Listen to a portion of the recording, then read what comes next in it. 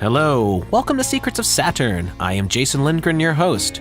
This is going to be part 2 of an interview with Wayne McRoy, who just released a brand new book called The Alchemical Tech Revolution.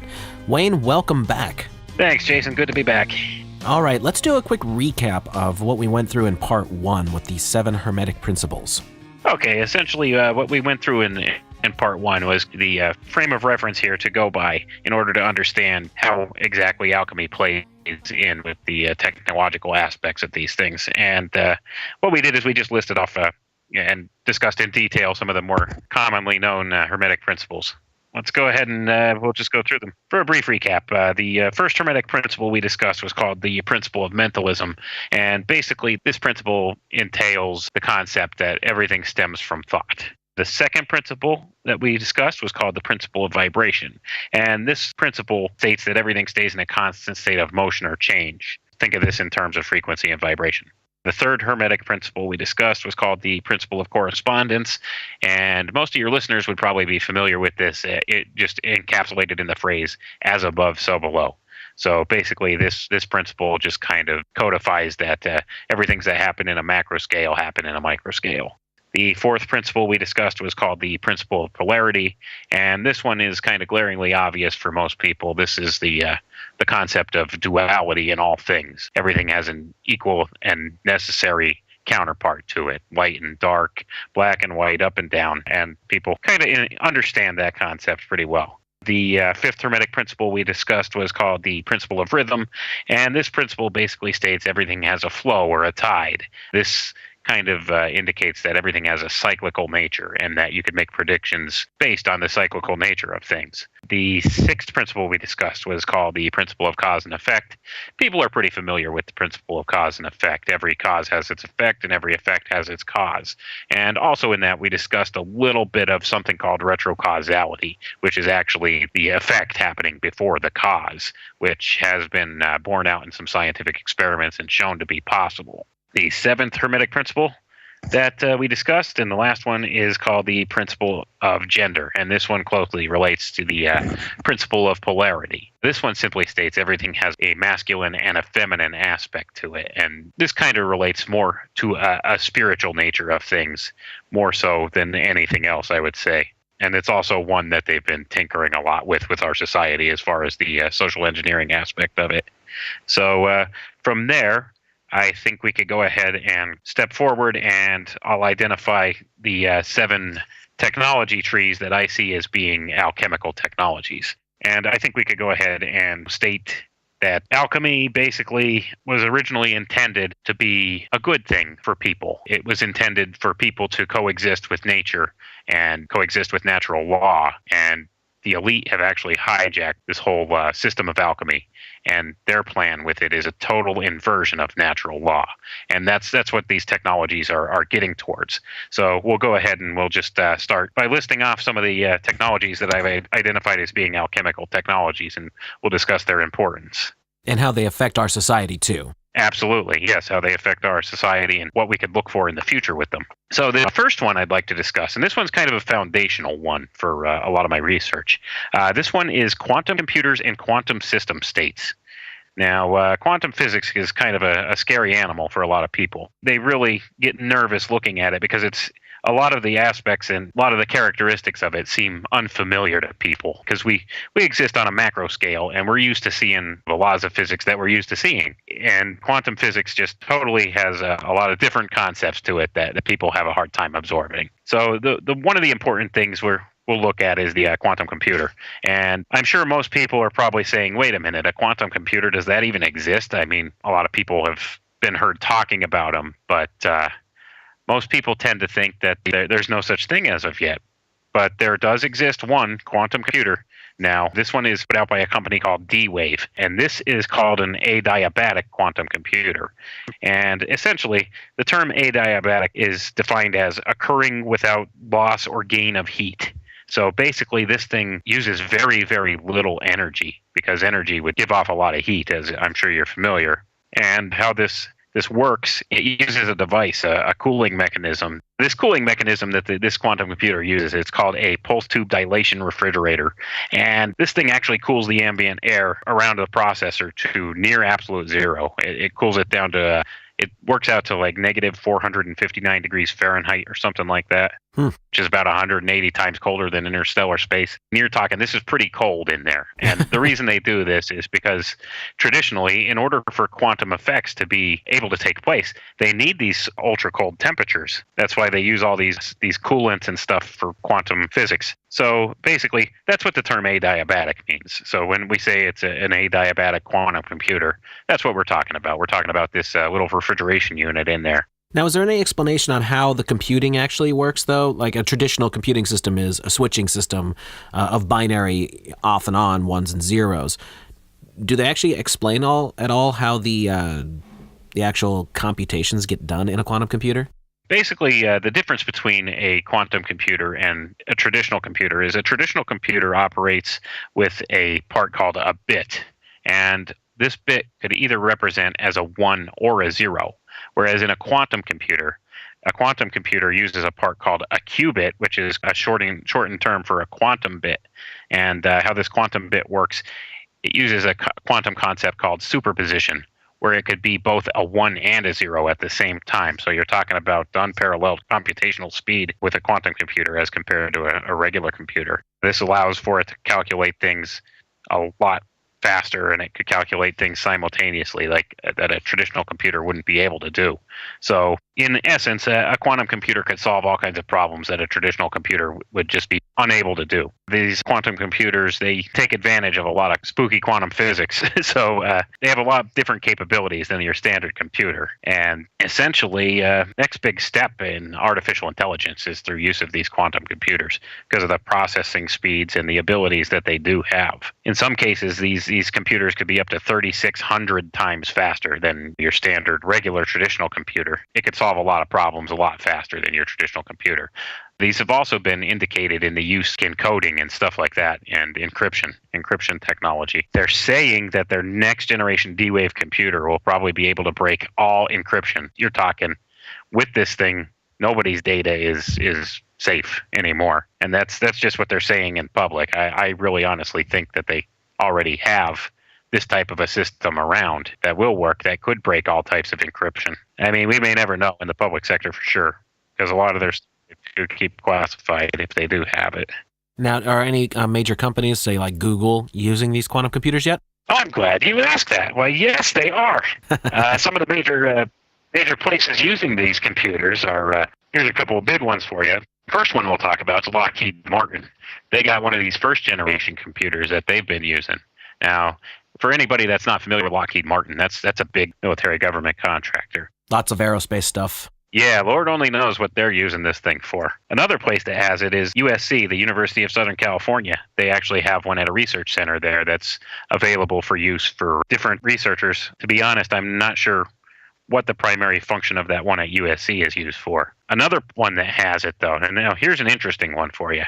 Now, NASA and Google have a joint venture with one of these, and it's called Quantum Computing AI Lab.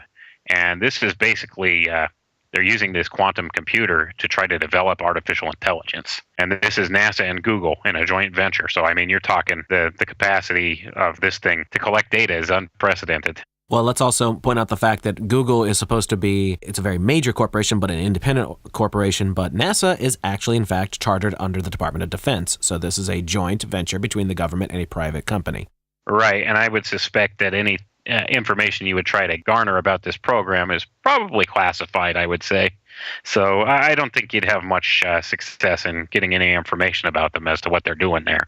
But yeah, that's another interesting one. Another interesting one I see is there's actually Purdue University has one of these quantum computers sitting there, and they're using this one for a project called Sentient World Simulation. Now, if you've ever seen the movie Minority Report, have you ever seen that movie, Jason, or are you familiar with it? No, I've seen it, yep.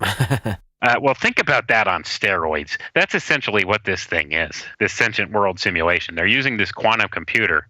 They have actually, in the quantum computer, they've constructed an exact model of our real world that we live in real time, running real data through it. And they could pretty much simulate in this system any type of scenario they want on a small scale. Like they could narrow it down to like a specific neighborhood or even like a specific person. They could do all kinds of simulations with this. Now, the Department of Defense has a little bit of a say in how this thing is being used too, and a lot of their work that they're actually doing is classified. You can't see some of what they have going on with that. And it makes for some interesting situations, but they use it to basically to map out in real time simulations of any type of, say, military drills they want to run or like military operations. What they could do is they could put this information into this computer and run a simulation, and they could actually run it at 3 times normal speed or however many times normal speed that they want to see what kind of results will happen. And it makes a pretty accurate prediction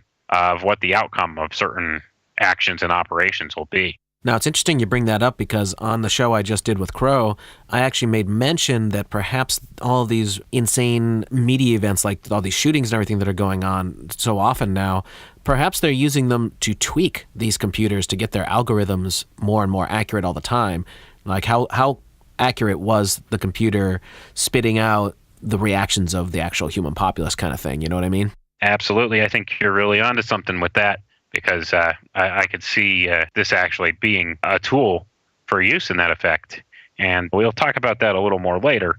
And in fact, we could actually link it in right to the next one right now. Another one that has one of these D-Wave computers, a U.S. intelligence agency that D-Wave declined to name.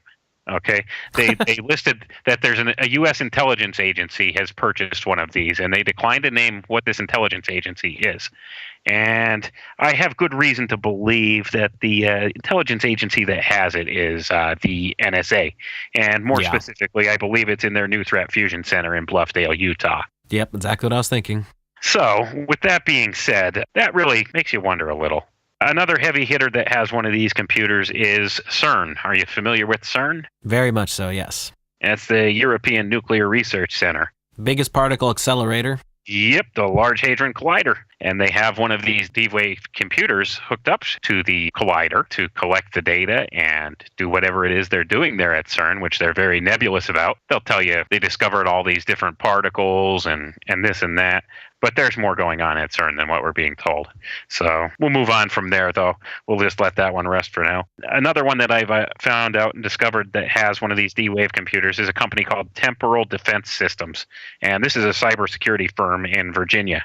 And they're also a government contractor. My speculation is that they have this basically for encryption purposes. So that's my speculation as far as that goes. Now, it's the interesting thing about these quantum computers is all these different agencies and companies have these quantum computers. I have reason to believe, and I don't have proof of this per se, but my conjecture is that all these computers are quantum entangled so that they share information at all these different points. This AI lab that NASA and Google have is sharing information with the Sentient World simulation at the Purdue University, which is also correlating this information through the Bluffdale, Utah Threat Fusion Center and relating this information back to CERN as well. I really think these computers are all quantum linked, and if they were, I mean, it would be definitely beneficial for that. The computing power would be enormous. As far as in terms of what these computers actually do, though, let me go ahead and I'll read you a quote from Geordie Rose. And he was one of the founders of D-Wave Corporation and also the chief technical officer for quite some time there. Okay, this is for Geordie Rose, and he said this. He was one of the founders and the chief technical officer of D-Wave Incorporated. And this was at the Idea City Tech Conference from June 20th of 2013. Now, I quote him. He says, "In a quantum computer, that device," and he's referring to a qubit, "can be in a strange situation where these two parallel universes have a nexus, a point in space where they overlap. And when you increase the number of these devices," qubits is what he's talking about, "every time you add one of these qubits, you double the number of these parallel universes that you have access to, until such time when you get to a chip like this," and he's referring to D-Wave's 512 qubit Vesuvius chip, which is about 500 of these bits. You have something like 2 to the 500th power of these guys living in that chip. So the way I think about it is that the shadows of these parallel worlds overlap with ours, and if we're smart enough, we can dive into them and grab their resources and pull them back into ours to make an effect in our world.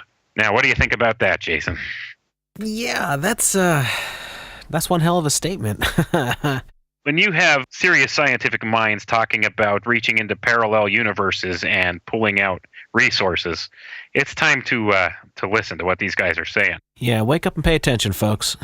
Here, I'll give you another. This one's a lot shorter of a quote. This is another gentleman who's associated with D-Wave, and he said this in a TED Talk in 2005. He said, quote, his name's David Deutsch, by the way, and he said, quote, quantum computation will be the first technology that allows useful tasks to be performed in collaboration between parallel universes. So when you have serious scientific minds talking about reaching into parallel universes and extracting their resources, I think we need to start taking this seriously. This isn't science fiction. This technology exists and is in use right now. These quantum computers, what they're capable of is just kind of scary. I mean, if left unchecked, who knows what they could accomplish with these things. I know they're working on artificial intelligence as one of the big things they're really pushing and working on with this. And also, as we alluded to earlier, CERN has one with the Large Hadron Collider. Now, I believe that they're actually using the quantum computer in conjunction with the particle accelerator to try to effectuate quantum effects on a macro scale. And I think that's one of the serious experiments that they're doing there at CERN. It's only conjecture. I mean, I can't find anything in their written literature that says that's what they're doing. But to my eyes, there's been a lot of weird stuff going on at CERN, which brings us to our second technology that I've identified as an alchemical technology, and that's particle accelerators and super colliders. If we want to step into that one. Yeah, let's hear that. Okay. I did a pretty good investigation of CERN because that's home to the world's largest particle accelerator, the Large Hadron Collider. It's probably one of the most famous ones, too. It's the one everybody thinks of when you mention something like that to them. When you look around the campus at CERN, what's one of the things that stands out to you? Have you ever looked at any pictures of CERN's campus? Well, yeah, because don't you have to do some sort of dance to Lord Shiva before you get to go in the front door? Yeah, you're hitting right on what I'm getting at here. They have a statue of Shiva there at CERN. Now, Shiva's the god of destruction. So what does that tell you? Why would a serious scientific organization have something like that sitting pretty much like right on their front lawn, for the world to see? This is the first thing you see when you get onto the CERN's campus. Well, this is once again the melding of the whole occult thing with high-end science. This is what we see from the elite. That's what they do. It's like spiritual science, I guess you could call it. It's creepy stuff. It is creepy stuff, and when you look at CERN's logo and realize that it's actually a 666, that kind of tells volumes too, doesn't it? Yeah, it says something, and probably more than their Iron Maiden fans. Yeah, it may be. Maybe, but yeah, and if you just look at some of the things that have gone on at CERN here just recently, it was just a big news article not long ago. Do you remember seeing they did some kind of a mock human sacrifice on the campus there? Yes, I did see that. It was some of the scientists who work there and live there, and we've never heard anything more about it again. Why are they doing stuff like that, It just doesn't make sense that serious scientists working at places like this would be in any way involved in something occult like that. I would definitely conjecture that it has something to do with some sort of generative principle behind these rituals that they're doing in conjunction with what the quantum computers are doing. I would think so. Basically, a lot of people have had the fear that they're trying to open some kind of portals or something at CERN. And most of the public will actually view what we call magic as being utter nonsense. Like most of the occult sciences and things that we term magic, most of the public views that as being nonsense. So they don't take this kind of stuff seriously at all. But apparently some of these scientists at CERN take this stuff seriously, and that should speak volumes to people. There have been really a lot of odd things that have happened at CERN. They go out of their way to do creepy occultic things there. They actually hosted and did an actual film, their Symmetry. Have you heard of their film called Symmetry? It's a noir art film. No. Now that one I have not.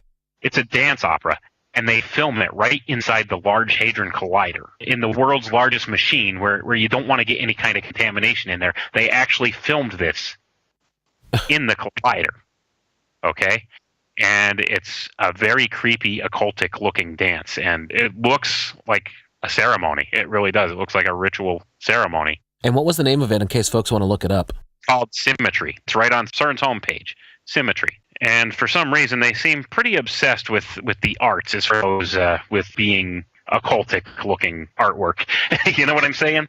So they seem a little too focused on that for a serious scientific organization. Well, this harkens back to the whole elite thing where we always find them involved in some sort of creepy occultic behaviors, this mystery Babylon religion and all that sort of thing that we find. Absolutely. The higher up you go on the pyramid, they're involved with this stuff. Right. And this film, Symmetry, draws a lot of parallels to, I'm sure you've probably seen, it was a bizarre story that came out back in 2016 when they opened the Gotthard Base Tunnel. Do you remember the Gotthard Base Tunnel opening? Yes. That's there in Switzerland. It's only, I forget, it's maybe 100 miles from CERN. But they did this really bizarre occult opening ceremony to that, and a lot of government dignitaries and everything there. Yeah, I saw that. And this film kind of draws a lot of parallels to that from what I've seen and researched. I think they relate some way or another, the two films. Yeah, I wouldn't doubt it, honestly. It's just kind of strange that they, on the campus of CERN, they do all these occult things. Like, it's really bizarre. So, I mean, that kind of draws into question, what are they really doing there? They've also had a lot of, when they fire up the collider, they've had a lot of strange things happen when they fired up the collider, the Large Hadron Collider. Just for a little bit of an idea of what this thing is and what it does. When they fire up this Large Hadron Collider, it generates a magnetic field 100,000 times more powerful than that of the Earth. Magnetic fields? Do you think there's something to magnetic fields, Jason? Do you think they could affect things in some way or another? Very much so, because electromagnetic fields pretty much... I lean more heavily towards the electric theory of the universe than anything, if there is any reality and validity to that kind of science, just because that's the way things seem to really work. It ties right in with frequency and all that. Absolutely. And they're firing off this thing, and it's creating a magnetic field 100,000 times more powerful than that of the Earth.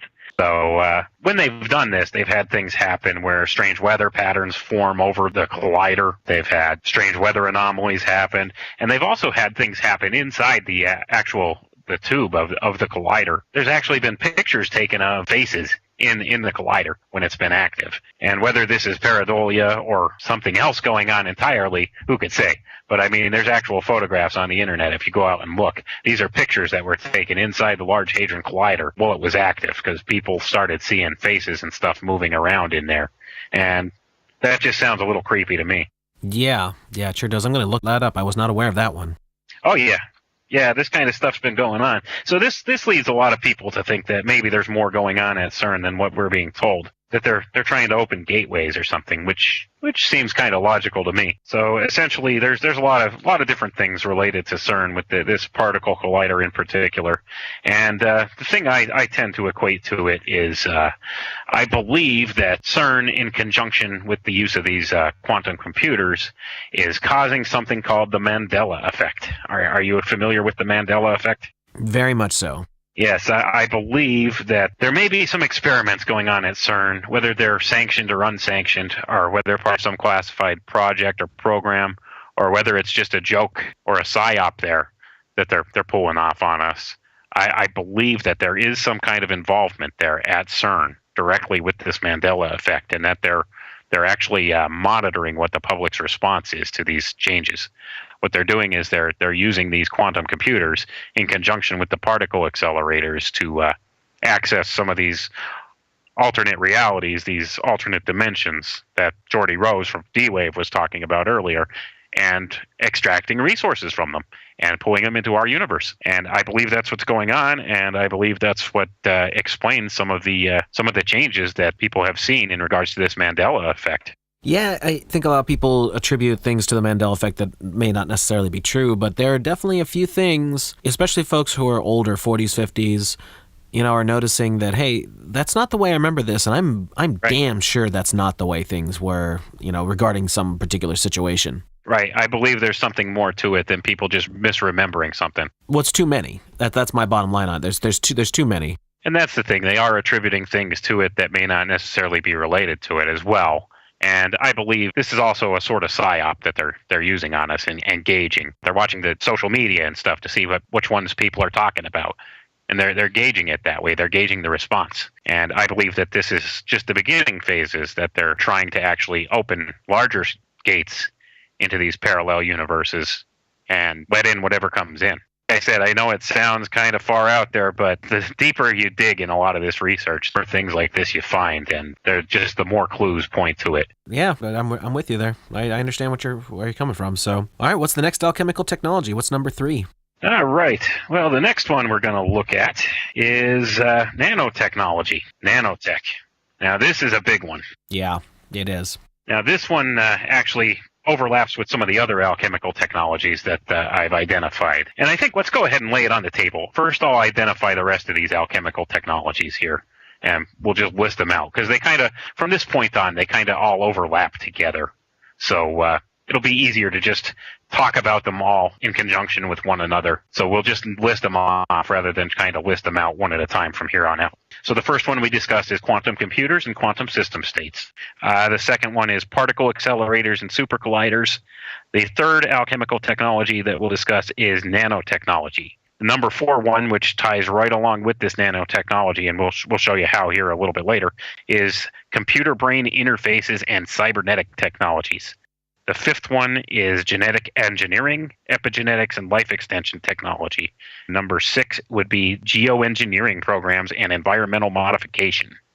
And the 7th one is robotics and autonomous artificial intelligence, which we've already touched on a little bit with the artificial intelligence. So, like I said, a lot of these technology trees overlap in a lot of places. So I think we could just move forward here, having listed them off, and you'll see how they tie together as we go further in conversation here about it. Sure, and the technologies are probably, some of them are dependent on the other as well, so... Precisely. Like I said, they kind of all interrelate and tie together. So you'll see here how they all kind of connect together, and they kind of are hard to separate from one another at this point. The one we'll discuss is nanotechnology. You can define nanotechnology as very, very small microscopic technologies, and they could do a lot more with this now than what you're generally told about in the public. With this nanotech, they could actually perform a lot of different functions with nanotech. What they're hoping to achieve with nanotech is they want to do these nanotech that are autonomous and self-assembling, like nanobots, to form networks and grids. And how they're going to use this in terms of the transhumanist factor is they're going to use these nano machines to form networks within people's bodies. And with this network, they'll be able to connect people to the internet, first of all. And second of all, they'll be able to enhance their genetic properties. They could make some of these machines tiny enough. They could actually weave into DNA and alter your DNA in certain ways. They're really doing a lot with this nanotech. They have the capacity with this to basically turn people into transhumans. Forcibly. Forcibly, yes. They could do it forcibly, and that's what they plan on doing. One of the keys to everything the elite does is something that I call metaphysical consent. What the elite do is they function on a principle called metaphysical consent. And this principle basically states that they have to tell you what they want to do to you and let you know that they're doing it and have your consent in order to do it. Now, how they view your consent is if you don't oppose what they're saying or what they're telling you they're going to do, they see that as being your consent. And they use this principle for everything. It's a big mind control, social engineering thing. It's also privy to magical rituals and things like that. It's something that they use. And I refer to it as metaphysical consent. It's why they put things out, like in movies and stuff, and tell you ahead of time what they're going to do. In conspiracy research circles, they call this predictive programming, or in the Illuminati circles, in the higher realms of the adepts up at the top of the secret societies, they call this revelation of the method. And there's some metaphysical concept there that they have to tell you what they're doing before they do it to you. Have you encountered anything like that? Oh, certainly. Absolutely.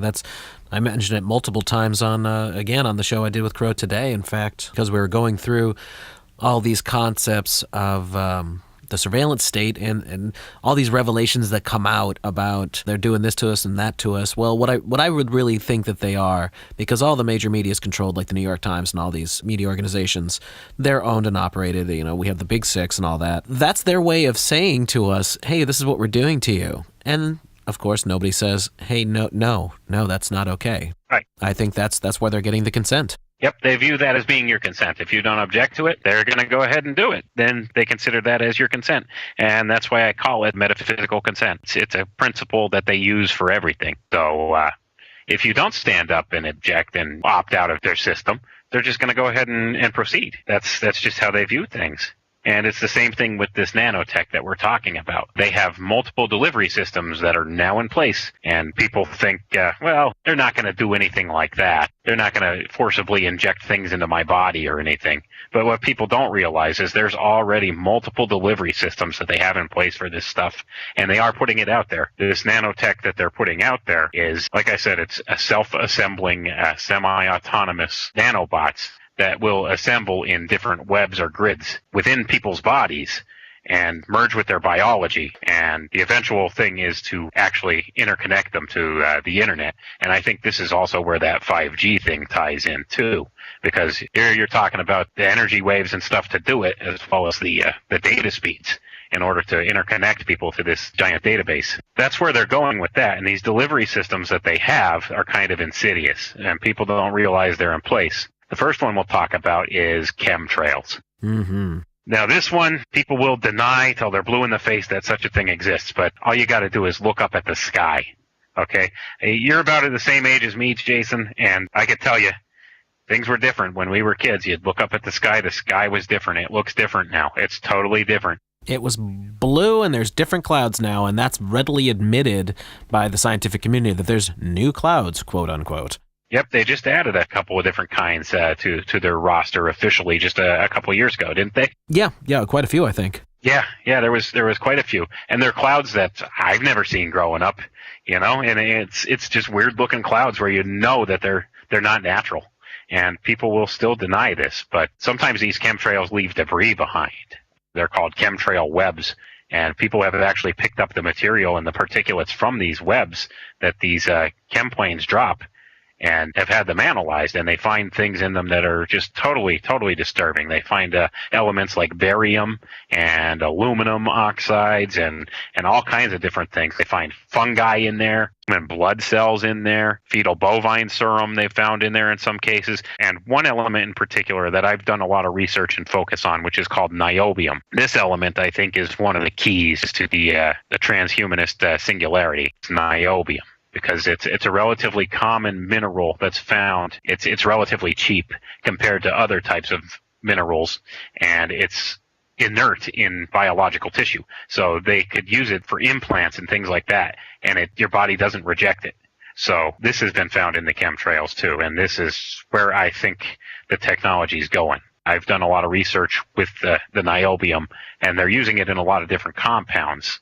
And this niobium, it's a ferromagnetic metal. So, I mean, just that alone should be concerning that it's a ferromagnetic metal, because they could actually activate it. They could activate like these tiny nanobots that are made of this material just by changing the magnetic field and cause it to activate. So if it activates and self-assembles, who knows what they're going to do. Yeah, so basically this substance, your body will accept it, yet the substance is receptive to electromagnetic waves, so they could have it programmed in a certain way to respond when a certain pulse is shot at it. Precisely. Yeah, that's what I'm getting at. You worded that very well, so a little better than I did. But yeah, that's essentially the whole science behind it. They already use this metal in a number of different things. First of all, they use it in steel production because it actually strengthens steel and makes it harder. They use it in conjunction with titanium a lot too for the same purposes. They use it in medical devices like implants, pacemakers, things like that, because it is inert in biological tissue, so they could do that. They use it in actually spacecraft. They use this metal to build spacecraft because of its properties. They use it in particle accelerators. They use it in quantum computers. This metal has actually been used through every single facet of all of these alchemical technologies I've defined. It plays a role in it. In the quantum computers, this is actually the metal that the little chip is made of that the qubits are on that allows quantum processes to happen, is with that metal, with the niobium. It's interesting, and like I said, it's the thing that I think makes it the most feasible thing for use for the transhuman singularity is because it's relatively abundant and cheap. Whereas compared to other rare metals, rare earth minerals, they're a lot more expensive and harder to come by. So this one is a cheap alternative. So in order to make a lot of really cheap microcomputers, you need a cheap material, and this is their key. Bingo. All right, let's go to the next one. How does that tie into the rest? Well, like I had stated earlier, they're using these quantum computers to try to create artificial intelligence. And I see artificial intelligence as the next major problem, I should say, coming up, because honestly, once they get this artificial intelligence rolling, they don't know what it's going to do. Oh, they've already seen some of what it can do when they start communicating with each other in ways that humans can't understand and then they want to replicate. Yep. I call that dangerous myself. That's the thing. It's a very dangerous thing. And now what their whole thought process is that if they actually merge with the computers, then they could control and direct the development of it. But what happens if the AI overpowers the human willpower? You know what I'm saying? Yes. Dangerous. This also creates another possibility. Now, if you go back in a lot of ancient writings and back in Kabbalah, effectively, they talk about things like the golem and the homunculus, if you're familiar with both of those concepts. Yes. So when you're creating an artificial intelligence, this could be kind of related to the golem per se. You're creating artificial life. Creating artificial life could have different problems. That's one of their plans that they're doing, is they're creating this artificial intelligence, and they're going to have this artificial intelligence be a control grid, a control network. This artificial intelligence will oversee this whole control network. So they're really kind of creating a dangerous problem there, I think. But they seem to think that they could maintain control of this by merging with it. And I see this as creating an even bigger problem, because when you're creating an artificial form of life that doesn't necessarily belong in our reality, I think there will be a backlash from Mother Nature. And that's kind of where I'm heading with a lot of this research. I've looked back at the story in the Bible of Genesis 6. If you're familiar with Genesis 6, have you heard of the Genesis 6 experiment? It's ringing some bells in my mind, but let's go ahead and explain it anyway. Basically, if you go into Genesis 6, it says in there that the sons of God saw that the daughters of men, that they were fair, and they came down and mated with them. This is talking about the fallen angels, essentially, which for terms we could put a little better. They're extra-dimensional beings that don't really belong in our reality. Right. And they've combined themselves with men, with humans. And in so doing, they've created an abomination that doesn't belong in this world. And this abomination were referred to in the Bible as the Nephilim, and also in the book of Enoch and the book of Giants, and there's various other different ancient texts and scripts that talk in depth about these beings. And these beings were half human and half angelic hybrids that didn't belong in this world. And as a result, this is what many biblical scholars and stuff say is the reason for the Great Flood in the Bible. As you can see, nature had some backlash towards the artificial creations that don't belong here. And I'm thinking that may be the same direction that things may happen with this transhumanist agenda. Right, so if they become gods in their own concept, they can override the will of the natural law. And that's what they plan on doing. They want to recreate reality in the image that they want. But as has been borne out through the biblical accounts and the extra-biblical accounts, the last time they did this, it didn't work so well for them. So it's the same kind of a thing. Are you drawing the wrath of God, per se, in doing this? And there's very real possibility that there could be some backlash to it. And they seem to be throwing all caution to the wind and proceeding anyway. And I think we need to be careful stepping forward with a lot of these technologies. Well, I don't think there's any doubt that they are absolutely moving forward with it. We see the 5G towers with those boxes, multiple boxes on the towers, just erected everywhere, and that's what those are. I've been looking into this. They're moving forward with this, and we may not be able to see the visibility of all the technologies that they've got in these laboratories, but we can certainly see those towers. Right, and that's definitely part of it. It does play in effect. When it comes down to it, though, in the end, when this whole transhumanist singularity takes place, what they plan on doing is they're going to merge everybody's consciousnesses into a hive mind, into one mind.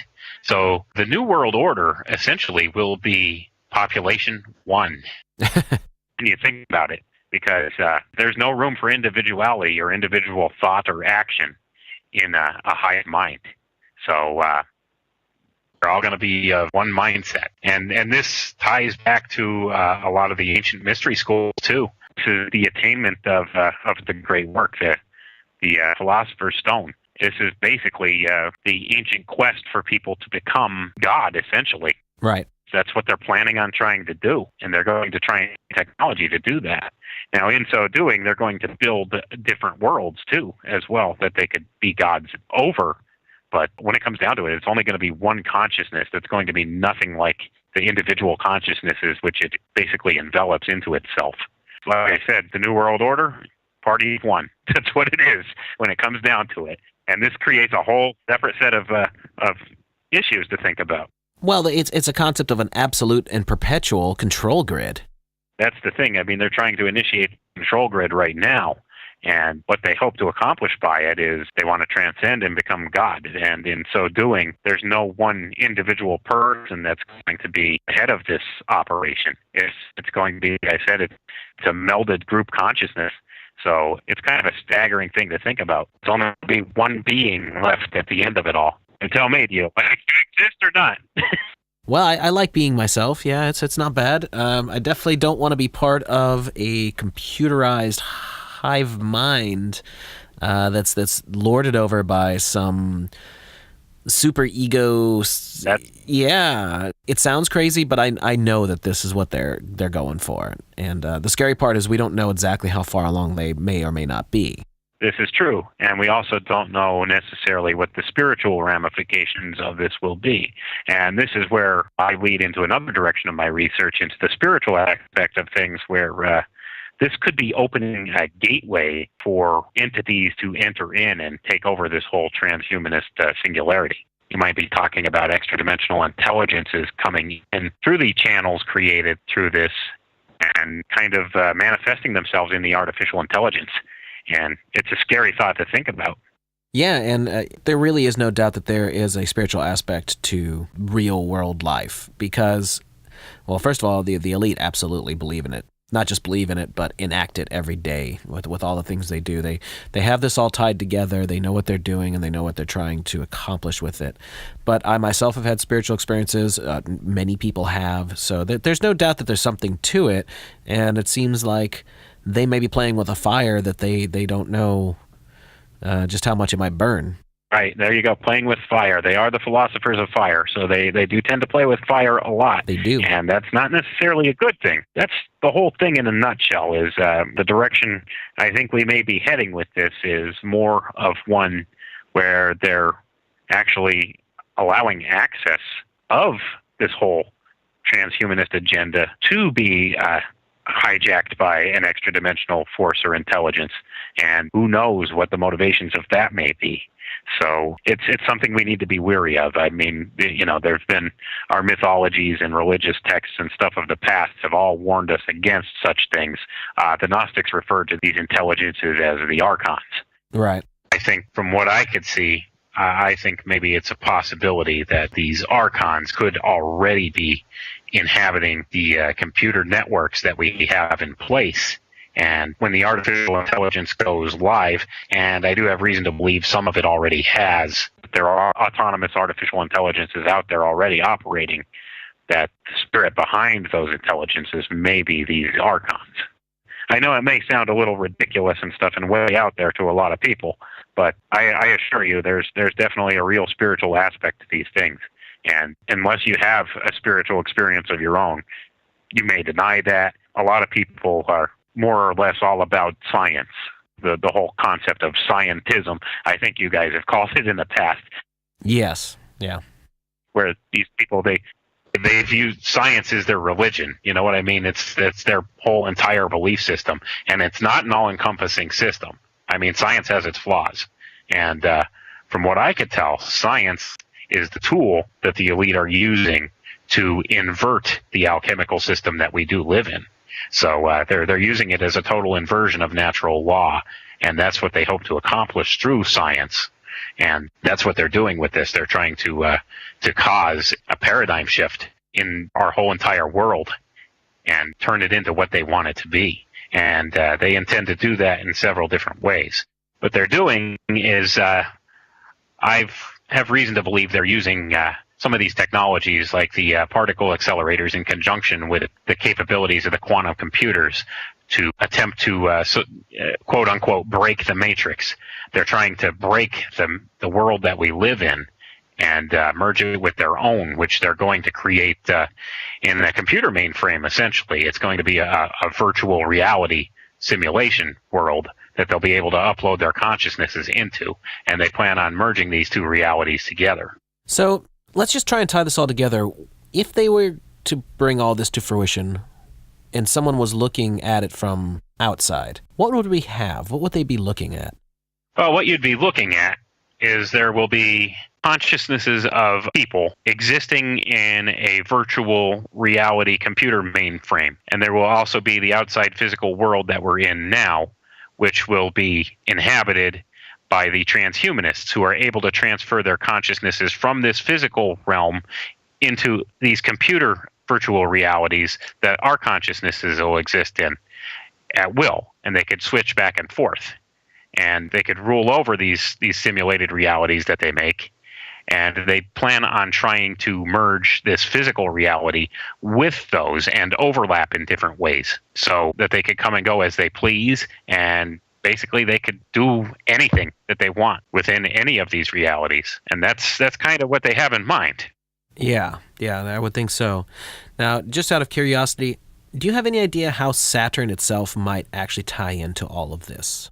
How Saturn might tie into all of this? Well, from what I could see, one of the major symbols that ties into Saturn is the cube, the black cube. Have you ever seen a picture of the D-Wave adiabatic quantum computer? That was actually my next question. What does this thing look like? It's a giant black cube, Jason. Little ironic, huh? Why am I not surprised? Because that's exactly where I was going with it, and I'm so glad you picked up on that. So, there we have it. Maybe Saturn is this construct already there, but it's reaching back through time. Reverse causality.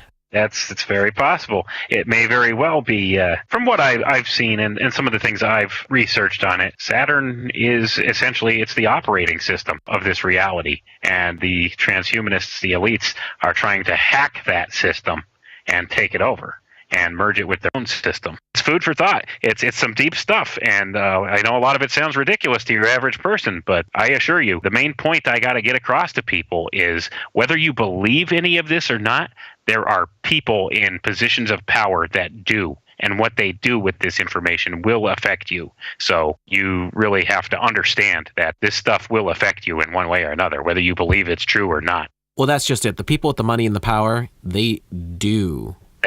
Not just believe this, but they accept it, and this is what they are attempting to accomplish. And we're pretty much at the top of the second hour here. How would you like to tie all this up? I think we kind of just said it, that the folks with the money and the power are the ones who are in control. They're the ones that want this to happen, and they're pushing to make it happen, and we see it a little bit more every single day. Absolutely, we do. That pretty much sums it up. There's a select few families at the top of the power structure here, and they're the ones that are trying to bring this to fruition, because even though they're the ones that are kind of in control of this world, they're also the ones that they take their marching orders from a higher power somewhere. And that's the thing. There's been talk in different circles of the 9 unknown supervisors, and then above the 9 unknown supervisors, there's a group called the 7, which are supposedly supernatural or extra-dimensional beings, which hand down orders to these people. And this all relates back into the whole secret society Illuminati research and stuff that I've done. The people at the top, it's a very small group, and they have a lot of things in mind. And I think what they want to do is they want to take total power for themselves from the 7. I didn't write any of that in my book, but essentially that's the spiritual aspect I come off of with this away with from this research. This is why. This is the why they want to do this, because even though they are mostly in control of this world right now, they want more, because anybody that has any amount of power always wants more power. Yeah, that's no doubt. Well, Wayne, this has been a fantastic 2 hours. I'm glad to have been the first person to do a show with you. Why don't we just quickly say who you are, what your book is, and where they can get it? Okay, my name is Wayne McRoy. My book is called The Alchemical Tech Revolution. The subtitle's Fulfilling Ancient Esoteric Agendas Through the Use of High Technology. It's available through Amazon. It's available at Barnes & Noble. It's available at many other fine book retailers. Just look it up online. I could be contacted at alchemicaltechrevolution@gmail.com, or I could also be contacted on my new YouTube page I just put up, which is called Alchemical Tech Revolution. And I'm also available through Facebook on my page called Files from the Conspiratorium. So if anybody would like to get in touch with me, feel free to do so through those channels. And I'd like to put out an invitation to other talk show hosts to please bring Wayne on. As you can hear, we had an amazing conversation, and I'm sure there's a lot more to discuss. So let's help this newest member of our community to get out there. Thanks, Jason. I appreciate everything. All right, man. It's been great. Thank you so much for being here. We'll talk soon. Sounds good. Thanks for everything once again, and I'll be in touch with you. This has been a lot of fun, a lot of deep conversation too, but it's been a lot of fun. I hope I didn't come off sounding like too much of a schmuck. So, all right. Well, that takes care of that, folks, and we'll do this again, Wayne. All right. Thanks, Jason. Take care.